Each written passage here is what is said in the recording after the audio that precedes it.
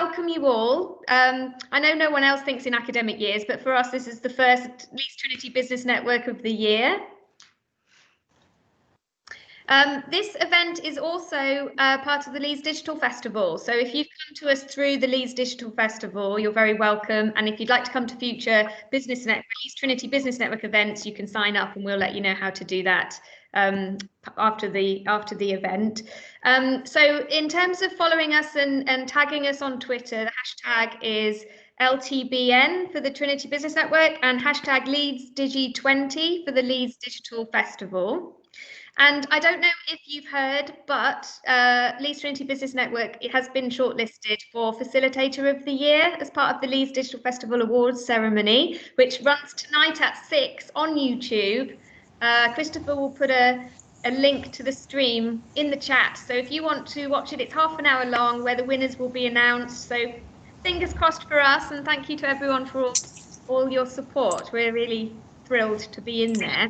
And, you know, for us, it's about sharing digital expertise, which we do a lot, and really sharing digital expertise to largely non-digital businesses, to making it inclusive and making sure Leeds matures as a digital city in an inclusive way. So bringing everyone along with us. So we're really excited about that.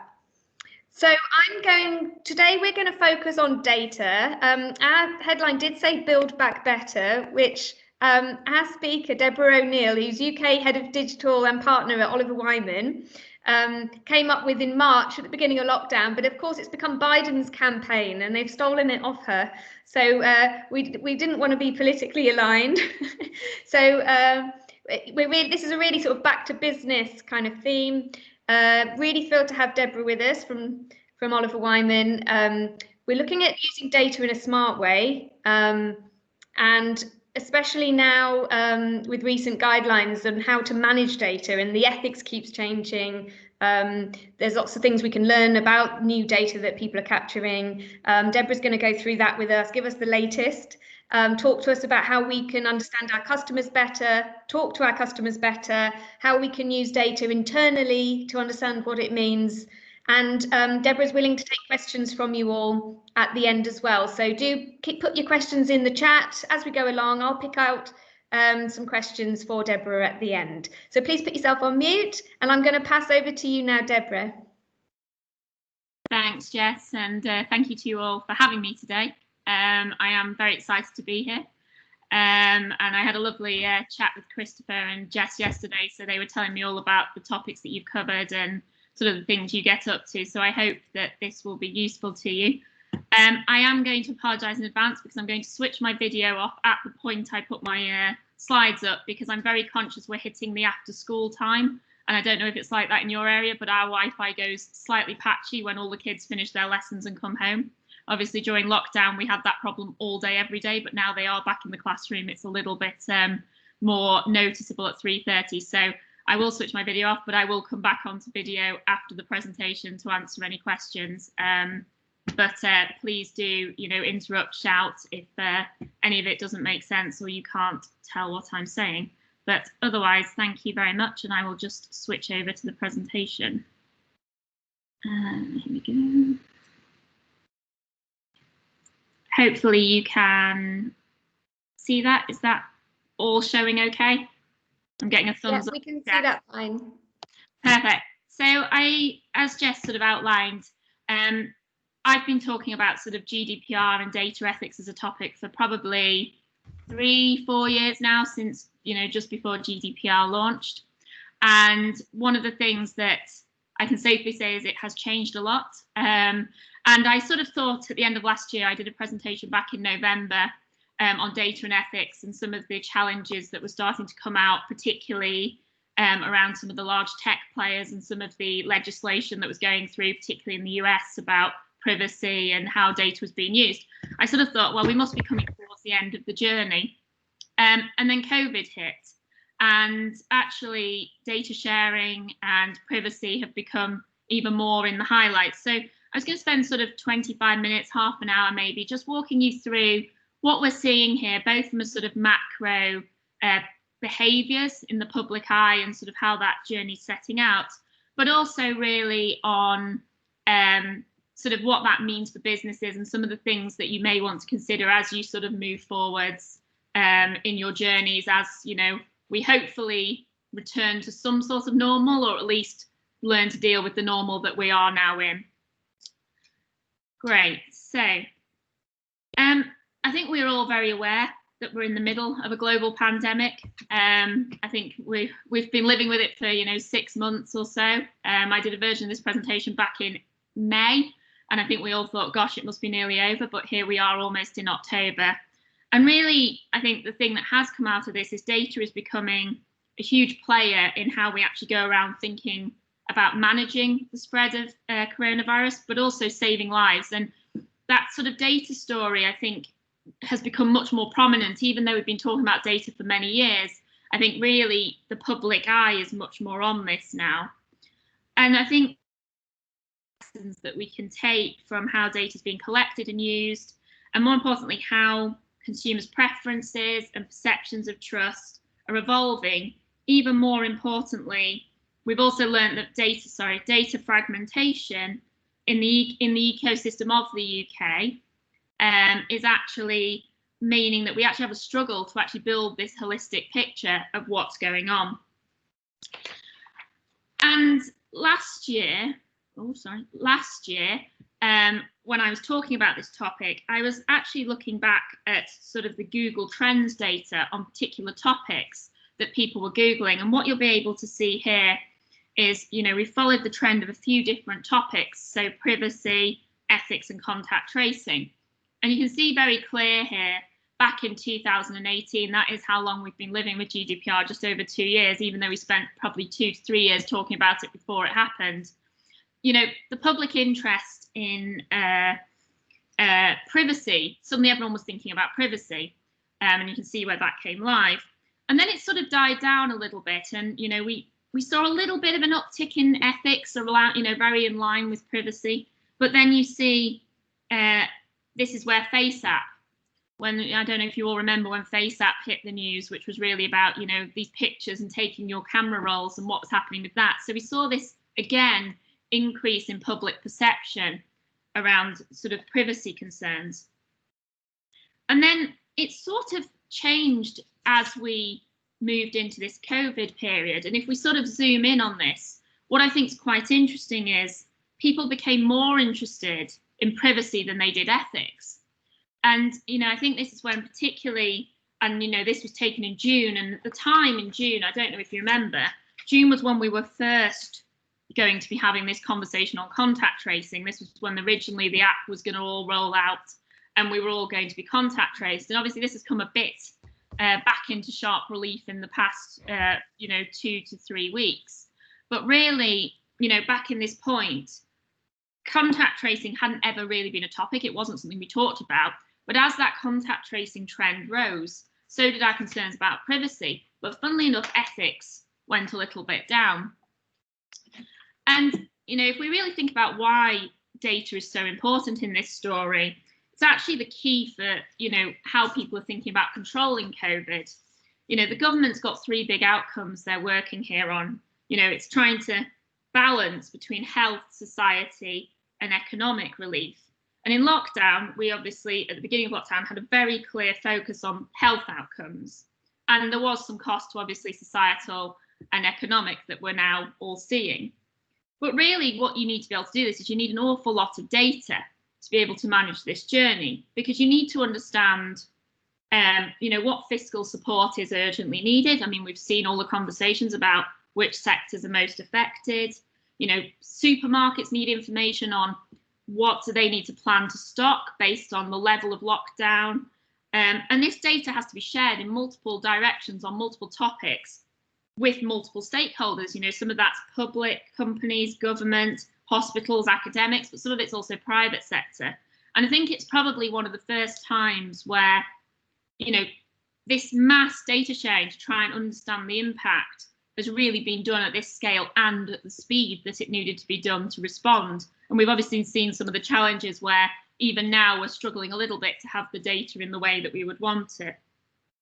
And this is relatively new. And one of the examples I like to take is, at the beginning of the crisis, we were obviously really thinking through well, PPE was the big topic, right? How much do we need? Where is it? Who's got it? And this was a really new type of data sharing, because actually you need to be thinking how many are in, how many oh, sorry, my presentation just decided to jump. Give me 1 second. It's much easier when you do this in person, for sure. Can you still see the presentation? Jess, can you still see that? Yeah, I can now. It's back. Yeah, very strange. Apologies. I knew the internet was going to cause me some challenges. Yeah, so just to go back, let me just go back. It's going to be a little bit easier. Yeah. So really what we're trying to do here is, manage data. So, centrally, the government needed to understand how many stock of face masks was already available in the NHS. So they needed to get that information from all the hospitals. They needed to talk to manufacturers. Then they needed to share back to the NHS how many they could expect to get and when, and obviously then actually make that happen in a logistical system. And this is really critical information sharing. And generally, because it doesn't relate to individuals' data, it doesn't raise as many ethical concerns, even though it's still difficult. But it gets more complicated when obviously you add in the ethics on top of even just the difficulty of sharing data in the first place, which, if you're not geared up as an organisation to share data, is hard. But when you then put the ethical sort of lens on this, and we can obviously think of this in the realms of what's going on at the moment with contact tracing, you need to be able to manage personal data sharing as well as actually physically making the data share in the way you need it to be. And this is where the contact tracing debate obviously gets very excitable, because it's got to be anonymous enough to hide the identity, but accurate enough to track interactions. And, some of the debates back in June, obviously, when the first app wasn't quite as successful or didn't launch in the way people wanted, there was a lot of debate about where is the data stored? Is it locally on your phone? Is it centralized? How long are you going to save that information for? How accurate is it going to be? We've seen the stories now of people getting very worried about, well, if I was somewhere for 10 minutes and then someone came 2 hours later, is it going to be accurate enough to know that that's probably not a risk and I'm going to have to self-isolate? So, you've got these multiple layers sort of coming on top of each other, some which are really systematic and practical on how do we get this data to talk to each other. And then the other ethical lens really makes that difficult to really make sure you get that right. And sentiment towards data sharing is changing. So there's this sort of contradictory trade-off between sharing data for the greater good, but also your own personal privacy. And the Oliver Wyman Forum, which is the sort of global think tank within my company, where we really talk to world leaders and sort of business leaders on what are they seeing as trends, and we try and do a lot of research and sort of thought pieces on what this means. We decided to run a survey to try and understand public opinion on data sharing. So we ran this survey back in March across 6 countries, including the UK, and really asked some questions about how did you feel about sharing different types of personal data, if it would help better manage the pandemic. Now, obviously, the timing of this is interesting because this was at beginning of March, where Asia was sort of going through the high level of the pandemic, but obviously the rest of the world was only just really getting into it. And what you see here is that people are more comfortable with sharing data biometrically if it's collected in public settings, if it's sort of anonymized and is sort of just going into a pool, versus things around airline travel. And it's that feeling of just sharing some basic information about me in an anonymized way versus knowing who I am and where I'm going, because this feels like there's some sort of underlying incentive for knowing that sort of thing about people. So only a third of people, even at this level, were willing to share their data. And, contact tracing, the sort of view is that you need about 60% of people to be sharing data to actually make it worthwhile. We ran this survey again in May, and people's attitude had evolved. And I think, there's a couple of things in play here. People had sort of started realizing they needed to be contributing to the collective good. because they understood more about the implications. You know, we saw those charts where people were doing much more research on contact tracing and privacy, and the media was obviously keeping us very updated on what all this meant. And, you know, I think there's some world experts in journalism now who've had to find lots of angles to write about on this. But also, I think there was a feeling of, actually, if we want to get out of the state we're in, we're going to have to be more open and sharing with our data. But even then, that's not enough. If you think about the 60% category, we possibly still have a lot to go in terms of public confidence, and also trying to get people to sort of understand actually what this means. And then you add a more complexity lens on this. Is when we dug into this data, the story's not the same for everybody either. So even within that sort of population, there's quite a lot of nuances. And we sort of identified some archetypes to help sort of understand what was going on. And we looked at two metrics, one which was their trust in public health. So that's the sort of, I'm willing to share data with public organisations that I trust because it's important for the greater good of the public health, versus just pure willingness to share data. And you see sort of four archetypes. So the top right-hand corner, they're who we're calling the protagonists. So they are very high trust in public health institutions and outcomes, and they have a high willingness to share data. They're the sort of heart of every story, willing to do the greater good. And this was actually about a third of the people in our survey were in that, you know, if this is for the greater good, then I will do this. We then have this group, which is about 20%, just under 20%, which we called the professor, which is they still have a high level of trust, but they're less willing to share data. And they're the people who are in that, if there are clear procedures and boundaries and I understand what you're doing, then I will share data with you because it's the right thing to do, but I have concerns about privacy, so you'll have to do some work to convince me, but I will do it if it's the right thing to do and you've convinced me. The investor is an interesting group, and this is the group that I think a lot of people have talked about in the past around digital marketing. They are the people who actually are happy to share data, but they want to know what you're going to give them for it. These are the people who everyone's talked about, you know, I'm going to sell my data personally because I can get money for it. And, you know, they're an interesting group sort of going forwards in the future, because there's been a lot of talk about digital data lockers, EIDs, you know, people owning more of their own data, but being able to demand the price for being able to share it in either in return for services or in terms of actual cash value. And then the final group is the non-conformists. And these are the group where they have low trust in public health bodies, and they have very low willingness to share data. They are often very strong views. They're the sole arbiter of what's worth of their attention, and in respect to the greater good. If you're being very extreme, these are the I'm going off the grid people. I don't know how many of you get dragged into the Twitter debates, and, you know, I find myself, you know, when I start reading something, I again end up in the black hole of all the comments. And these are the people who are, I'm throwing away my mobile phone before I have the tracing app. I'm going to, you know, go off the grid. I do find it funny that they're giving those views on Twitter, but, you know, they have those kind of views.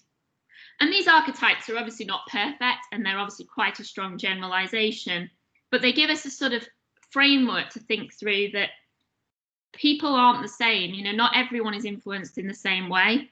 They have different views of what are important to them, and there's no one size fits all when you're talking about data and privacy and sharing. For me, I'm somewhere, you know, when I actually took a step back and thought, well, where do I see myself? I'm somewhere in that professor camp, I suspect, when I really challenge myself, which is, you know, I am a believer in that people need data to do things. The world will be a less vibrant place, and we will make less progress if there isn't data available to analyse. But having worked in this industry for a long time, I'm definitely very cautious around the privacy and knowing what's going on behind the scenes. And one of the things I found when I'm working on projects where I'm trying to think about customer propositions or how to deliver an experience, I do think about where I sit on this for each of those propositions. So if I'm thinking about, with any of my clients, they're saying we want to launch a new online marketing product, I'm always thinking, what does my professor hat say?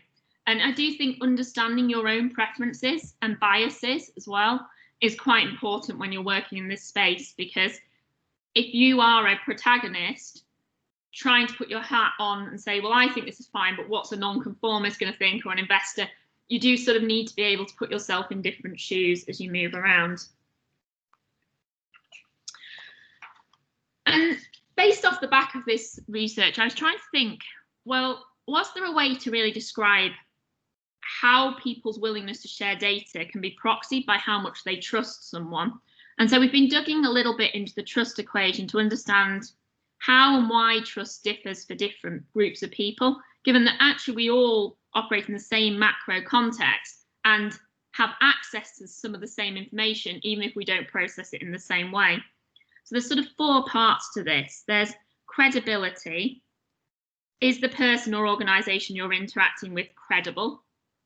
So do you trust them to do what they say they're going to do? So, for example, if you've ever had surgery, is the doctor you're talking with credible enough to operate on you? Do you believe that they say they do what they're going to do? Reliability is slightly different from credibility because it talks to a track record. So in the surgery example, you might be asking, have they done this particular procedure before? I believe they've got the credentials and the credibility, but is this a new procedure? Is this something that they do 500 times a day? Or is this something that they, are doing for the first time? And then the final bit of the numerator is the my interest. So is this in my interest, or is this in society's interest? And you're really trading that off. And obviously in the surgery, you would hope that they were only doing surgery on you because it was in your interest. I mean, I know we hear horror stories of things that are not quite so ethically correct, but there are, some places where you might think, they're asking for my data, but is that because they want it for me or in societies? And then if it's for societies, do I trust them and are they reliable and credible? And then underneath that, you're kind of trading off with their interests as an organisation. So what are they trying to get out of this? Are they proposing to do something for an ulterior motive? If we wanted to pretend that the surgeon was slightly maverick, maybe he wants to be the first person ever to have done this piece of surgery, or, she wants to be the person who wrote the paper on it. That's quite a different underlying interest to they want to be a very good surgeon and look after me. So there's that kind of trade-off between all of those components. And we can kind of see that as a seesaw, that constant trading off. When we're making decisions about sharing our data, we're effectively making a trade-off between the organisation's credibility, reliability, and how highly they value my interests versus how highly they value their own. When we dug into the survey data, we found there were quite different perceptions about how individuals trust private companies with their data. And obviously this is where we start thinking about what does this mean for all of us who are running our day-to-day businesses. For example, when asked under what circumstances would you trust private firms with your data, only 5% of investors answered under no circumstances, meaning that 95% of them believed there were circumstances under which they would share data with the private sector. Asked the same question, 2/3 of non-conformists believed they would never trust a private sector firm with their data, irrespective of what they were using it for. Now, of course, there's an interesting dichotomy here, which is stated and revealed preferences. So many people don't actually realise the extent to which they are already effectively sharing data. And that's one of the things where education and knowledge is quite a distance away from what people believe they're doing. And it's a little bit also, people say they behave in one way, but then there's a convenience factor that comes in with not. So you'll hear people say things like, well, I would never share my data with someone who's going to do personalised marketing to me, but I'm now just going to log into my Netflix and see what are my recommended titles. There is a real gap between what people believe they're doing and what is going on. And I know there's a lot of documentaries and sort of books being released around that topic of how data is being used. And we really think of this as the growing trust gap between the non-conformists at one end of the spectrum and the protagonists at the other end of the spectrum. So how does this trust gap affect COVID-19 management? Well, there's a basic cycle that policymakers are following around the world to manage the outbreak of COVID. Information is driving each step on this virtuous cycle. For example, data is needed to decide on debt repayment strategies, for example, and how and when to get the country back to work. A growing trust gap between different pockets of society will break down our ability to understand the evolving situation and therefore responding appropriately. For example, if our ultimate strategy does focus on the need to have contact tracing, then we have to establish a way to make people feel confident and comfortable with that. Otherwise, actually, we just won't have enough data to be able to say that it's safe to go back to a new level of normal. Now, we know that actually, in reality, the contact tracing is one part of a component of things that people are doing, but it does start making you think how much our individual preferences and society's sort of response to things will actually make this virtuous cycle of being able to recover slightly more challenging. So what does this mean for your businesses, and what can you really learn from this? Well, data and personal data in particular are critical now more than ever. But more importantly, consumers' perceptions and understanding to data sharing is evolving. And there is an opportunity and obviously a challenge with trying to utilise this for your business. Whilst we're learning, what we're learning here is a very real example from COVID, is that winning the trust of the public is crucial. However, not everyone comes to the same trust conclusions.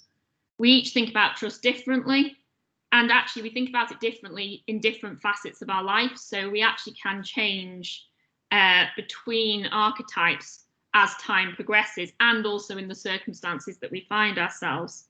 So as you're thinking through the way you approach your customers, you need to really be considering which of your archetypes are you speaking to? Do you have a particular group that are very prominent for you, or do you need to really understand it further in terms of the subtlety of how you do things? But also, how do you provide that kind of feeling of trust, credibility, reliability that means people feel like they can trust you with information, even if you do obviously have some of your own interests at heart, but you get the balance correct? And you really need to be communicating that resilience to trust so that you don't lose anyone.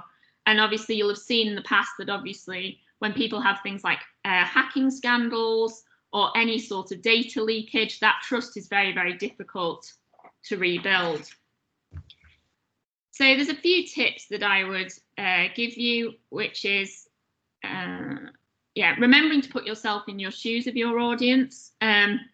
There's been a lot of conversation about personalization, customer segment of one as the holy grail, really, being very much able to offer something to people in the moment when they need it, completely tailored to them. But I think there's an important thing to remember, that not everyone is going to react in the same way to that. Particularly if for some audiences it feels too personal, as in it might feel, wait a minute, how do they know that much about me? They weren't upfront about collecting that data. They may have been giving it to you because they may be interacting you in a way that you can actually find that out, or you can distill that insight. But there is some subtleties in how you present it. And some people love that feeling of, wow, they know me, they've got me really spot on. But others would feel more comfortable almost with the more generic mailing list, where it just feels less like you've stepped beyond the scope of where you should be in your influence. However, being transparent can really work in your favour, particularly in the current environment. This is sort of a mock-up of something we worked with one of our clients on, which was helping them think through a new customer onboarding journey for their digital banking, where they were saying, rather than having very complex T's and C's that no one understands and no one reads, we want to really be open and explain why we want their information and what we want to do with it. So we went through a real design process with them, which was to say, reading age 11, so that there's no risk of people not understanding it, and really breaking it down in a modular way with very simple language and using examples where you can to say, the information we process about you is X, Y, Z. We share data with third parties, but only under these circumstances and this particular type of data. And actually it almost turned on its head the kind of concept of, we'll hide it somewhere in the small print and no one will know. And it was super well received. And people had to agree to these terms to be part of the proposition because of what the proposition was going to do. But very few people dropped out because they felt like it was very transparent. And when they were surveyed, they said, I really trust these people because I feel like they've been very upfront about it, but they've also explained it to me in a way I understand. They're not trying to confuse me with jargon or, you know, complexity. Understand what your data is telling you. So people talk a lot about AI and machine learning and advanced analytics, but actually there are massive gains you can get from just looking at the data you've got and really understanding why something's happening or what it tells you. So a great example is looking at, do we have customer journeys on our websites where people drop out of them? Or do we send out surveys and it always feels like people always stop answering at 25% or 27%? And sometimes that might mean actually there's something in it that people don't understand. Maybe the language isn't clear, or it's too cumbersome, or, you know, there's something you suddenly tell them on page 7 that makes them feel uncomfortable, or they felt, wait, that wasn't what I was signing up for. So there's some really simple things you can use data for to just improve your day-to-day operations. Similarly, with internal reporting, the number of organizations where they spend huge amounts of time and energy, and I imagine some of you have felt this, we're producing a report and you do it every month and it takes everyone 6 days and the numbers are never quite right. And then you realize that you create 50 pages of report and people only look at page 3, chart 5. And they always look at page 3, chart 5. Well, why are you producing the rest of them? And could you be actually automating 1 or 2 of those reports so that they just create themselves, so you don't have to do all that manual work, and you can actually spend your time on understanding what the data tells you rather than creating lots of charts and never having the time to do the thinking about what it tells you. I always find that most organizations have way too much MI for the decisions they're trying to make, because someone creates a report 5 years ago and then rather than saying we should redesign it for what we need, they just keep adding things. But then every time you add something, that's another piece of work that somebody has to go and do to make happen, versus stepping back and saying, what is the purpose of this report? Is there a way we can get the information in a more simple, streamlined way? And are we really looking at the numbers that matter rather than getting down into a lot of detail? So there's a lot of basic stuff you can get in there before you start doing AI and machine learning and some of the more complex things. Be creative in how you fill gaps in your data. Sometimes if you're trying to solve a problem, you won't have the exact data you would like to answer the question, and you have to look for proxies to give you a similar insight. So sometimes that might be looking for public data sets that can give you benchmarks or other information. So a great example, quite often people are trying to work out where should they market a new product, what areas of the country, what sort of people are going to be interested in it. You can do quite interesting things with using average house price data for postcodes, because that gives you some indication of the affluence of the area, potentially the size of houses in that area, so therefore how many people are likely to be on average living in those houses. Are they more family areas? Are they, there's lots of things you can find out by just using different data sets to fill those gaps. One recent example that we've done goes one step further and actually says, can you collaborate outside your organization in public-private data sharing? So we worked for the last 9 months in London creating a collaboration of private and public companies with a view of, can we share data that we all have in our separate silos to solve specific problems that London is facing but matter to us as organizations as well? And we did some really practical data sharing to show that this was possible. We only released this on the 10th of September, so you can read the report, but it's brand new work. And we're now working with the mayor in London and also talking to other cities about how this could be rolled out elsewhere. But it was very practical around the London Data Board, which was a consortium of public-private companies who said, we're very open and want to share our data in a safe way because we think we could solve problems. A London Data Charter, which really talked about best practice around data sharing, how to be secure, how to be safe. city collaboration, so saying, you know, have we got all the right players across the city, whether that's local authorities, whether it's government, whether it's the health service, whether it's the private companies that are big employers. And then we did some really great pilots and innovations to show this. So as an example, we did 2 pilots that were fascinating. One was, could we use data from public sector and private companies to identify areas where EV, electric vehicle charging points, could be put into London?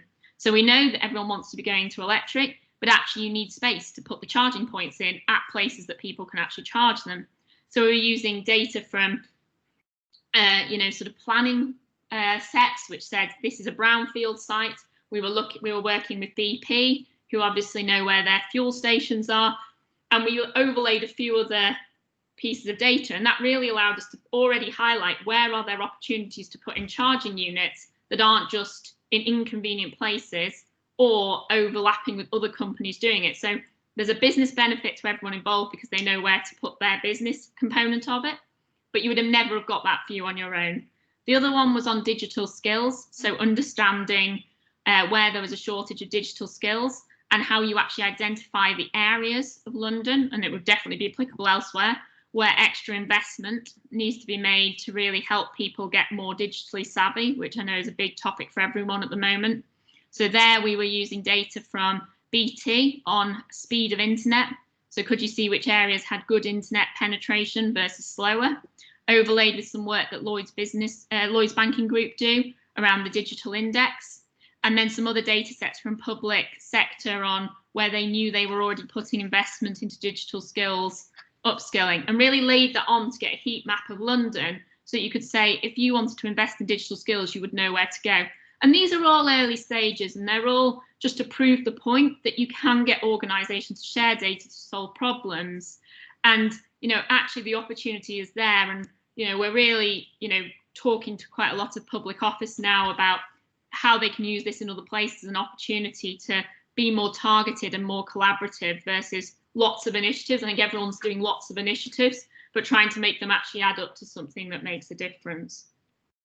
And then the final message I'll leave you is this one, which is probably my favourite, which is this: avoid falling into the lake. So it's very easy when you're looking at your data to end up endlessly analysing and losing track of what the problem being solved is. I always say to people, the tip is to start with the question, not start with the data. So what is the question you're trying to answer, or what is the problem you're trying to solve? And then think through, well, what do I really need to know to solve that problem? Then go and look for the data and do the analysis. And when we find it the other way, is you end up with lots of interesting pieces of analysis, but they don't help you make any decisions. So an example here from the beginning of COVID was a smallish organisation said, we're really concerned about how people are going to access their online banking now that they can't go to, how they're going to access banking now that they can't go to the branch, because we don't think these people are online and we need to know how to help them. So we said, well, what you actually need to know is, are these people actually got the skills and connectivity to go online? Nothing to do with banking, but do they go online? And they said, oh, I don't know. So we teamed up with one of the banks and we looked at anonymized transaction data. And actually we were able to say, well, these people can go online because they're buying things at, you know, xwebsite.com, they're buying subscriptions to, you know, so you could see that they definitely have online activity through what they're buying.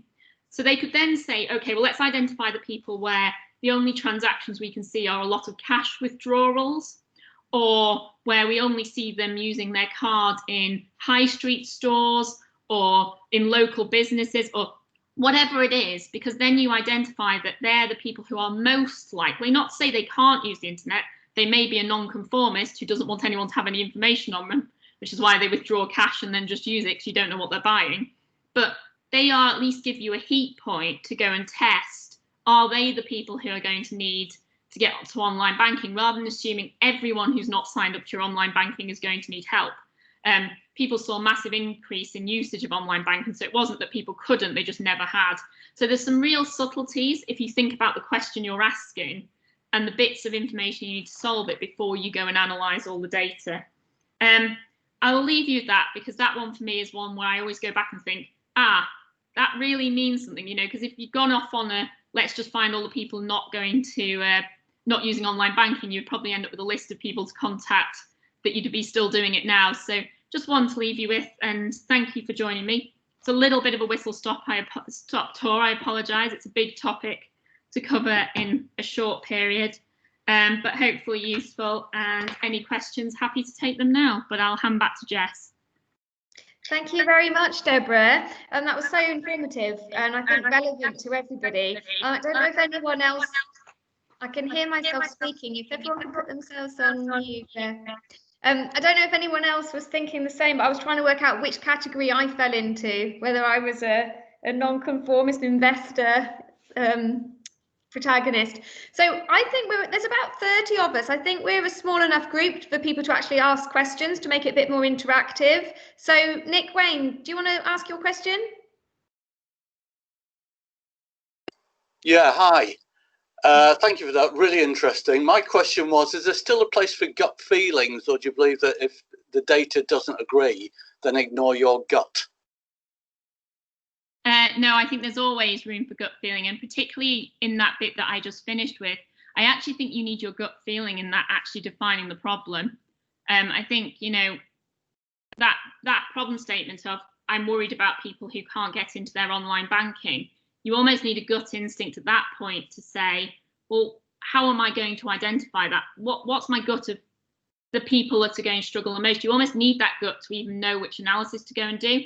I think the big problem with gut with no analysis is that you then inherently have your own biases. So a little bit like the archetypes, knowing which one I sit in means I inherently have biases. So I know that I will share my data for greater good. So I would then probably have the risk of making the assumption everybody else would with my gut instinct. So you kind of need both, but you definitely still need it for sure, because there's still a lot of creativity in data analysis. It's not just scientific for sure. Thank you. Has anyone else got a question for Deborah? Saskia? Hi, can I just ask, thank you for your talk. What is the first step to rebuilding trust if it is broken through leakages or things that you mentioned? Massive over communication on how you're putting it right and what you've learned from it. I think the organisations that have most successfully recovered from this have been the people who have very, very strong leadership in the space of being able to be very humble and talk about lessons learnt. It's not easy. I think you have to be very prepared that you will have to start small and basic to get that back, but you do have to be very open and honest. And, you know, I think we've seen that there is an increasing trend towards senior leadership of organisations where a little bit of humility and human nature has become much more of a theme than necessarily being cutthroat, which used to be more of a trend before in leadership. Great, thank you. Thank you. Anyone else got a question?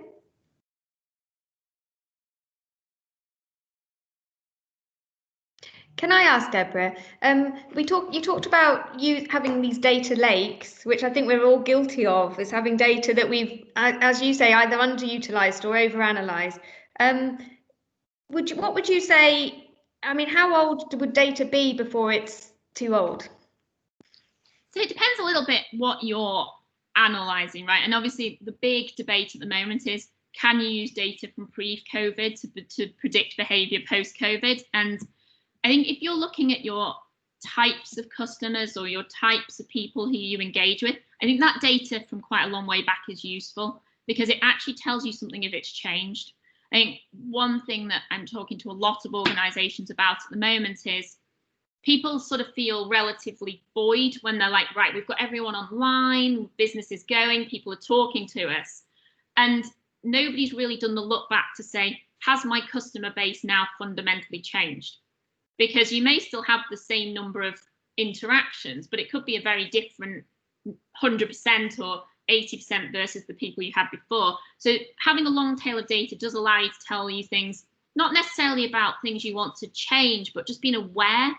And an awareness of, particularly in the world we're in now, where much more of it takes place online, there's been a lot of debate about, does that revert at some point back to more human interactions, whether that's on the high street, whether it's in-person meetings, whether it's buying in person.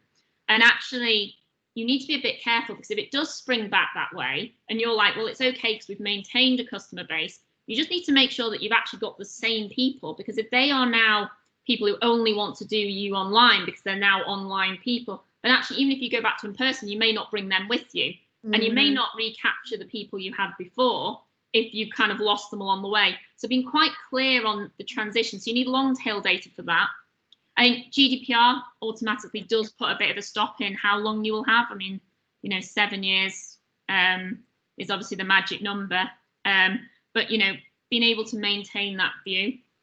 And then in terms of, I think what people do a lot of is trying to put all their data in one place.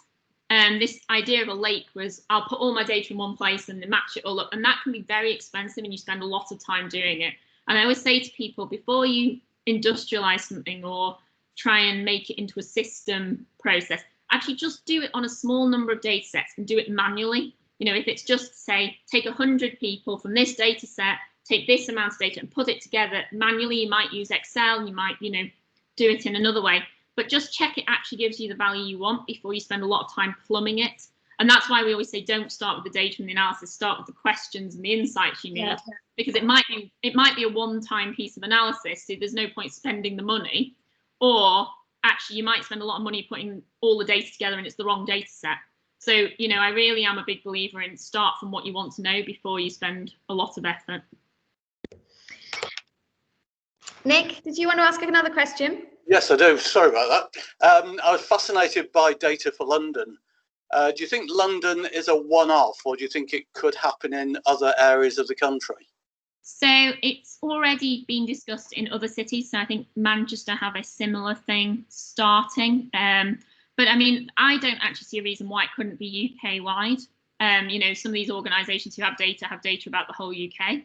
I think the big challenge is trying to find someone in public office to kind of sponsor it and own it, because although there was a lot of willingness from the private companies to be involved, actually people want to be involved where they're actually solving problems that matter. So actually you need someone who's driving that agenda. Now, obviously London and Manchester both have sort of metro mayor sort of setups, which allows them to own some of this. And Theo Blackwell, who's the Chief Data Officer for London, was at the launch of the Data Commission on the 10th of September, and he was very vocal about this being part of their recovery plan. But in terms of the mechanisms behind it and the problems they're solving, I don't see any reason why it couldn't be taken elsewhere. If you know someone who might be the right person to talk to in Leeds or elsewhere, please do let me know, because we do think we've got quite a nice model that's relatively lightweight to get off the ground and a lot of learning. So we'll be happy to share them. So if you do know someone, Nick, please do wave at me. Oh, Nick does know most people in Leeds. That's my impression from the question. Thank you. Yes. Any other questions? I don't want to.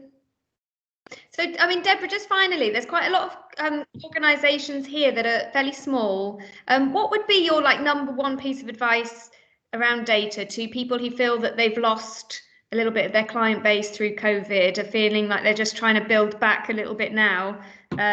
What would you recommend they do first? Yeah, so it's some of the things that I talked about, the starting small on, is there a particular challenge? Is it that people aren't engaging with your website in the way they were, or they're dropping out of journeys halfway through, or, you're not really feeling like you're getting the message? Try and start with those small pain points. It might also be internal pain points. So one of the things that we've seen a lot, so I'm a trustee of a charity called Leap Confronting Conflict. So it's going through similar things where actually all of our work was actually in person in the room training, and it's now all online. It's a youth charity. And one of the things they realized was the pain is actually around their reporting and the information they share with each other, because they were so used to having meetings where they sat around a room and, I'd say, oh, have you got that piece of information? They'd say, yeah, here it is. And actually just spending some time just automating the basics. And that doesn't mean expensive automation. It means using collaborative spreadsheets, whether that's putting them all in one place, whether it's, you know, actually making sure we're all using the same data for the decisions we're making. And there's some really small things you can do that, you know, you think, oh, well, that saves us an hour a month, but an hour a month over 8 people is suddenly a full working day, and that's 12 days a year. And if you're in a small organization, all of that adds up. And I think we're very lucky because we're in a world now where there is much more collaborative technology almost coming as standard. You know, some of the packages now are on the cloud, you know, some of the office packages and other things. So just investing in those things that you've already got that will just save you pain later, I think is a nice place to start, and can actually make the organization feel more innovative because people come up with new ideas to build on top of that. Brilliant. Anna, you've just added something to the chat. Do you want to just share that quickly? I'm actually lying because it was 5 days ago, but yeah, I saw something on LinkedIn earlier today which I thought was really interesting. So some key anchor institutes, so Yorkshire Water, the universities, Leeds City Council, and NHS Digital are coming together to share their data around diversity and their workforces, which I think is going to be really interesting. And they're working with the ODI to create a dashboard. And like I've said in my message, I suppose what happens out the back of that, which will be key. So like you're saying, Deborah, you can do the data and you can pull it together, but actually if there's no action out the back of it, then where's the return on that investment? Yeah, absolutely. And I think that's what was similar in the data for London. People really want to see the intent of, you know, organisations to take that forwards. And when we were choosing those couple of pilots, I mean, it was a 9-month sort of commission to really sort of drive out the you know, concept, test it and prove that it could work. We had a lot of pilots that obviously came out. Everyone had ideas on thousands of things that you could be sharing data on. And the few that we picked, I think we did 3 or 4 in total, were really based around things that we knew were key agenda items for the city. So electric vehicles, digital skills. There was one around busyness. So obviously coming out of COVID, being able to show which are the busiest parts of London, where are there bottlenecks on transport, for example. And then another one around city regeneration planning. So where there was been, you know, sort of place-based, so where there were being offices built and homes built, do you have the right facilities and the right infrastructure there? So I think it's completely right. Having something that people are anchored around the outcome on is almost vital. Similar to the thing on when you're doing data for yourself, you know, what are the questions you're trying to answer? Otherwise you can put a lot of energy into something that never goes any further, which really does break down the enthusiasm and trust, because it's a lot of effort for no reason. I totally agree, Anna. Thank you very much. Good question and good comment. Any other questions for Deborah? Well, I think I've got lots of good positive comments in the chat, Deborah. For those who don't know Deborah, she's a national digital leader and leads on massive digital transformations with huge companies. So I'm really honoured to have your time with us, Deborah. Thank you very much. Virtual round of applause from us all here. And thank you everyone. If you'd like to tag us on Twitter, it's Leeds Digital Festival, it's the Leeds Trinity Business Network, LTU Business Net. And I'll see you at the awards tonight, whoever watches it. And congratulations, Anna. I think you've been nominated too. We're up for Tech Employer of the Year, which is really exciting. So yeah, well, fingers crossed. That's great. Congratulations. Thank you. I'll be rooting for you. And Leeds Trinity Business Network has been nominated for Facilitator of the Year company. So hopefully we'll have a good half an hour watching it. Shame we can't be there in person. And just to let you know, any businesses that are under 3 years old, we have some free adventure workshops happening. We'll send all the details out, and all the future Business Network events will be coming out to you in our post event. So thanks again to Deborah. Thanks to Christopher for pulling the event together, and goodbye from the Leeds Trinity Business Network.